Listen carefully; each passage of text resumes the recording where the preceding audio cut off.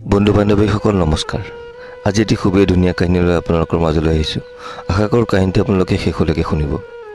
ৰাধা তই কলংকিনী। আউলি বাউলি হৈ ৰাধা আকৌ ঘূৰি আহিছে অম্লানৰ কাষলৈ। ৰাধাক দেখি অম্লানৰ খং দুগুণে চৰিল। তই আকৌ কিয় আহিছ? প্লিজ অম্লান, মোক ক্ষমা কৰা, মই বহুত ডাঙৰ ভুল কৰিছিলোঁ। নাই, তই এতিয়াই মোৰ ঘৰৰ পৰা ওলাই যা। নাই অম্লান, তুমি অবিহনে মোৰ। বন্ধ কৰ তোৰ কথা। ৰাধাই গৈ অম্লানৰ ভৰিত ধৰিলে। অম্লান, মোক মাত্ৰ এবাৰৰ কাৰণে ক্ষমা কৰি দিয়া, মাত্ৰ এবাৰ। অম্লান তাইৰ ওচৰৰ পৰা আঁতৰি গ'ল। ৰাধা তই কলংকিনী। অম্লানে ঘৰৰ দৰজা বন্ধ কৰি দিলে। মই কলংকিনী, মই কলংকিনী অম্লান, মই কলংকিনী। ময়ো আজি উপলব্ধি কৰিছোঁ অম্লান। তাই হিয়া উজাৰি কান্দিলে আৰু এখোজ দুখোজকৈ অম্লানৰ ঘৰৰ পৰা ওলাই আহিল। ক'ত যাব তাই? তাই দিচাং নদীৰ ঘাটত যাব। তাই নদীত জঁপিয়াই আত্মহত্যা কৰিব। তাইৰ প্ৰতিটো খোজত মনত পৰিব ধৰিলে অতীতত তাই কৰা ভুলবোৰ। এখন শিক্ষিত সম্ভ্ৰান্ত ঘৰৰ সন্তান আছিল তাই। তাইৰ দেউতাক পেছাত উকিল। ঘৰখনত দেউতাক, তাই আৰু তাইৰ একমাত্ৰ ভায়েক আছিল। ইতিমধ্যে তাইৰ মাকৰ মৃত্যু হৈছিল।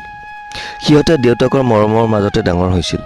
তাইৰ প্ৰেমত পৰিছিল একে গাঁৱৰে ৰক্তিম। ক'ব নোৱাৰাকৈ ৰক্তিম আৰু তাইৰ প্ৰেম বহুত দূৰ আগবাঢ়িছিল।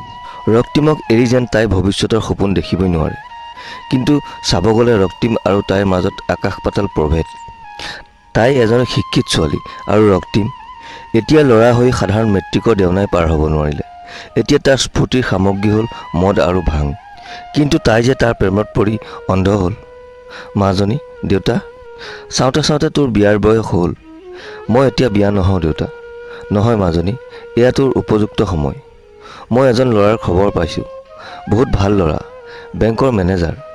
কিন্তু দেউতা, তেওঁতো মোক পচন্দ কৰিব লাগিব। আৰে, মোৰ ছোৱালীক পচন্দ নকৰিব? হ'বই নোৱাৰে। দেউতাকে ৰাধাৰ বিয়াৰ আয়োজন কৰিলে। দৰা যোৰহাটৰ অম্লান দত্ত, বহুত ভাল ল'ৰা। কিন্তু ৰাধাৰ চকুত যে টোপনি নাই, পেটত ভাত নাই। কি কৰিব বাৰু তাই? এফালে দেউতাকৰ কথা, আনফালে ৰক্তিমৰ লগত প্ৰেম। ৰক্তিম, কোৱা, মোৰ বিয়াৰ ঠিক কৰিছে। কি? দৰা কোন? অম্লান দত্ত, যোৰহাটৰ। কি কৰে? বেংকৰ মেনেজাৰ। ঠিক আছে, তুমি বিয়াৰ পাছত বিধৱা সাজ পিন্ধিবলৈ সাজু হোৱা। কথাখিনি কৈ ৰক্তিম গুচি গ'ল। ৰক্তিম, শুনাচোন ৰক্তিম। ৰক্তিমৰ কথাখিনিত ৰাধাৰ বুকু কঁপি উঠিল। ৰক্তিমে বাৰু কি ক'লে? সি তাইৰ সঁচা প্ৰেমিক আছিলনে? মাজনী তই? নাই দেউতা। তই বাৰু কাৰোবাৰ প্ৰেমত পৰিছিলি নেকি? দেউতাকে বাৰু তাইক কি কৈছে? তাই আৰু ৰক্তিমৰ প্ৰেমৰ কথা বাৰু দেউতাকে ক'ৰবাত শুনিছে নেকি? চা মাজনী, তোৰ মাৰে মৃত্যুৰ সময়ত মোক কৈছিল মাজনীক এখন ভাল ঘৰত গতাব। আৰু আজি মই সেয়াই কৰিবলৈ ওলাইছিলোঁ। আৰু এতিয়া যদি তই কাৰোবাক ভাল পাৱ, তেতিয়াহ'লে মোক কৈ দে। মই তোক তাৰ লগতে বিয়া দিম, কিন্তু আজীৱন দোষী হৈ থাকিম, কাৰণ তোৰ মাৰৰ কথাষাৰ ৰাখিব নোৱাৰিম।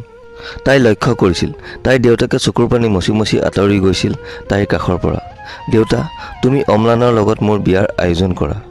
সেইদিনা কোৱা কথাখিনিৰ বাবে মোক ক্ষমা কৰিব ৰাধা। এয়া কি, ৰক্তিমে আজি তাইক ক্ষমা খুজিছে? তুমি মোক এৰি গুচি যাবা। মই বহুত দুখ পাইছোঁ ৰাধা। প্ৰেম এক স্বৰ্গীয় অনুভূতি। তুমি যেন তোমাৰ হৃদয়ত সদায় মোৰ প্ৰেম জীয়াই ৰাখা। ৰক্তিমে চকুৰ পানী টুকি তাইৰ কাষৰ পৰা আঁতৰি গৈছিল। হ'ব ৰক্তিম, আমাৰ প্ৰেম চিৰ যুগমীয়া হ'ব। শেষত ধুমধামেৰে অম্লান আৰু ৰাধাৰ বিয়া হ'ল। এখন নতুন ঘৰ, নতুন পৰিৱেশ। ৰাধা, কোৱা, আজিৰ পৰা তুমি পত্নী আৰু মই স্বামী। গতিকে আমাৰ মাজত যেন সদায় ভাল বুজাপৰা এটি থাকে। মই চেষ্টা কৰিম। চেষ্টা কৰিম মানে? তোমাৰ পূৰ্ণাংগ পত্নী হ'বলৈ। সময়বোৰ গৈ আছিল। দিনত হ'লে ৰাধা অকলে ঘৰত থাকে। অম্লান অফিচলৈ যায়। মাজে মাজে সেই সময়খিনিত তাই বহুত বিৰক্ত হয়। কেতিয়াবা কিতাপ পঢ়ি, কেতিয়াবা চিৰিয়েল চাই সময় কটায়। এনেকৈ গৈছিল সময়বোৰ। ৰাধা ৰন্ধা বঢ়াত ব্যস্ত হৈ আছে। তেনেতে ৰাধাৰ মোবাইলত এটা অচিনাকি নম্বৰৰ ফোন। ৰাধাৰ ব্যস্ততাৰ বাবে অম্লানে ফোনটো ৰিচিভ কৰিলে। হেল্ল' ৰাধা। মই ৰাধা নহয়, ৰাধাৰ স্বামী অম্লানহে। ফোনটো ৰাধাক দিয়কচোন। অপেক্ষা কৰক, দি আছোঁ। অম্লানে ফোনটো লৈ ৰাধাৰ কাষ পালে। ৰাধা, তোমাৰ ফোন। কোন, দেউতা নেকি? নহয়, তোমাৰ কোনোবা বন্ধু চাগে। ৰাধাই ফোনটো ধৰিলে। হাই ৰাধা, মই ৰক্তিম। ৰাধাৰ বুকুখন কঁপি গ'ল। কাষতে অম্লান আছে। অম্লানে এটি মিচিকে হাঁহি মাৰি ৰাধাক ক'লে, মোৰ বাবে কথা পতাত অসুবিধা পাইছা ন? ঠিক আছে, তুমি কথা পাতা, মই আহিছোঁ। ৰাধা আচৰিত হ'ল।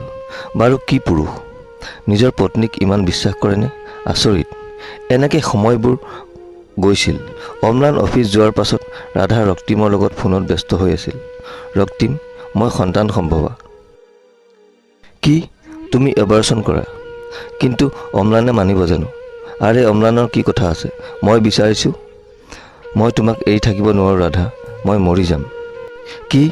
তুমি আৰু এনেকুৱা কথা নক'বা ৰক্তিম। মই তোমাক ভাল পাওঁ, মই তোমাক এৰি থাকিব নোৱাৰোঁ।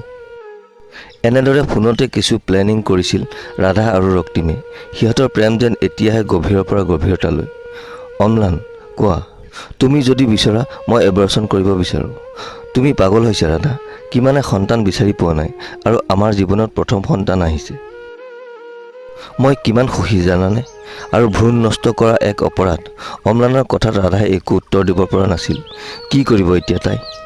এফালে অম্লানৰ সন্তান, আনফালে ৰক্তিমৰ লগত তাইৰ প্ৰেম। নাই, তাই ৰক্তিম অবিহনে জীয়াই থাকিব নোৱাৰে, কাৰণ ৰক্তিম তাইৰ সঁচা হৃদয়ৰ প্ৰেমিক। অম্লানে মোক অপাৰেশ্যন কৰিব নিদিয়ে। কি কোৱা? তাক মাৰি পেলাম নেকি? তুমি পাগল হৈছা ৰক্তিম। এনেকৈ গৈছিল সময়বোৰ। আজি ৰাধাক এখন ব্যক্তিগত নাৰ্ছিং হোমত ভৰ্তি কৰিছে। আজি অম্লানৰ মনৰ ফূৰ্তিৰ সীমা নাই, কাৰণ আজি ৰাধাই সন্তান প্ৰসৱ কৰিব। ৰাধা, তুমি ক'ত আছা? মই প্ৰগতি নাৰ্ছিং হোমত। ঠিক আছে, তুমি সাজু থাকিবা, মই গৈ আছোঁ। ঠিক আছে। কিছু সময়ৰ পাছত ৰাধাই এটা ল'ৰা সন্তান প্ৰসৱ কৰিলে। অম্লান আনন্দত আত্মহাৰা। ৰাধা, তুমি আজি মোক বহুত সুখী কৰিলা, বহুত। অম্লান দত্ত, হয়, আপোনাৰ বেবীৰ কাৰণে এটা মেডিচিন আনিব লাগে, ইমিডিয়েট। হ'ব ডাক্তৰ। অম্লান ফাৰ্মাচীলৈ ওলাই গ'ল। সি বহুকেইখন ফাৰ্মাচী বিচাৰি সন্তানৰ মেডিচিনটি পালে। সি যিমান পাৰে সিমান সোনকালে মেডিকেললৈ আহিল। তাৰ মৰমৰ পত্নী ৰাধাক সি যেন আকৌ মৰমেৰে উপচাই দিব। কিন্তু এয়া কি? মেডিকেলত বহুত মানুহৰ জুম। কি হ'ল আকৌ? সি জুম ভেদ কৰি ভিতৰলৈ সোমাই গৈ দেখিলে যে মেডিকেলৰ নলাত এটা সদ্য নৱজাতকৰ মৃতদেহ। তাৰ বুকুখন কঁপি উঠিল। কোন মাতৃৰ কাম এয়া? ইমান নিষ্ঠুৰ নে? হাই মানৱ সভ্যতা। সি ৰাধা থকা কোঠাটোলৈ সোমাই গ'ল। ৰাধা, আৰে ৰাধা বেডত নাই। ক'ত গ'ল তাই? সি লক্ষ্য কৰিলে বেডত এখন কাগজ। সি কঁপা কঁপা হাতেৰে কাগজখন মেলি চালে। মৰমৰ অম্লান, মৰম ল'বা। তুমি এজন প্ৰকৃত অন্তৰৰ মানুহ, ভাল মানুহ। মোৰ ৰক্তিম নামৰ এজন ল'ৰাক ভাল পাওঁ আৰু তাৰ লগত গুচি আহিলোঁ। আৰু তোমাৰ মোৰ সন্তানটো মই নলাত পেলাই দিছোঁ, কাৰণ মোৰ সন্তান তোমাৰ ওচৰত জীয়াই থকাৰ প্ৰয়োজন নাই। ইতি ৰাধা। অম্লান খঙত জ্বলি গ'ল। সি নৱজাতকটিৰ ওচৰলৈ গৈ, ৰাইজ, সন্তানৰ দুৰ্ভগীয়া পিতৃ মই, মোক কি শাস্তি দিব আপোনালোকে? সি সন্তানটিৰ বুকুত সাৱটি কান্দিব ধৰিলে। শুন, মই তোৰ দুৰ্ভগীয়া পিতৃ আছিলোঁ। মই তোক লৈ বহুত সপোন দেখিছিলোঁ শুন। মই অপৰাধী। সি সন্তানটিক মানুহৰ জুম ভেদ কৰি বুকুত বান্ধি লৈ গ'ল। এইফালে ৰক্তিমৰ লগত কেইদিনমান থকাৰ পিছত ৰাধাই ৰক্তিমৰ উদ্দেশ্য গম পালে। তাইৰ ওপৰত সি চলাই মদৰ ৰাগিত নানান অত্যাচাৰ, যৌন নিৰ্যাতন। তাইৰ চকুৰ পানীয়ে বাট নেদেখা হ'ল। শুন ৰাধা, মোৰ উদ্দেশ্য আছিল তোৰ জীৱন শেষ কৰা। তই বেলেগৰ পত্নী। তোক মই কেতিয়াও গ্ৰহণ নকৰোঁ। ইয়াৰ প্ৰতিশোধ, কাৰণ তই মোক প্ৰবঞ্চনা কৰিছিলি। এতিয়া তই আকৌ অম্লানৰ ওচৰত যা। তাই তাক বহুত কাকুতি মিনতি কৰিছিল, কিন্তু সি নুশুনিলে। তাইক তাৰ ঠাইত কৰিলে শাৰীৰিক নিৰ্যাতন। শেষত তাই উপায়বিহীন হৈ আকৌ অম্লানৰ ওচৰলৈ আহিছিল। তাই দিচাং নৈ পাওঁ পাওঁ তেনেতে গাড়ীত উঠা। অম্লানে তাইক নিব আহিছে। তাই গাড়ীত বহিল। সিহঁতৰ মাজত একো কথা বতৰা চলা নাছিল। নীৰৱতা ভংগ কৰি অম্লানে তাইক কৈছিল, মই ইমান নিষ্ঠুৰ হ'ব নোৱাৰোঁ তোমাৰ দৰে। তোমাৰ লগত মই সমাজক দেখাই স্বামী হ'ম, কিন্তু ভিতৰি আমি একো নহয়। কিন্তু তুমি মোৰ লগতে থাকিবা। তোমাৰ সকলো খৰচ মই বহন কৰিম। মই মানুহৰ জীৱনৰ মূল্য বুজোঁ, কিন্তু তুমি এটা ভগৱান হত্যা কৰিছা।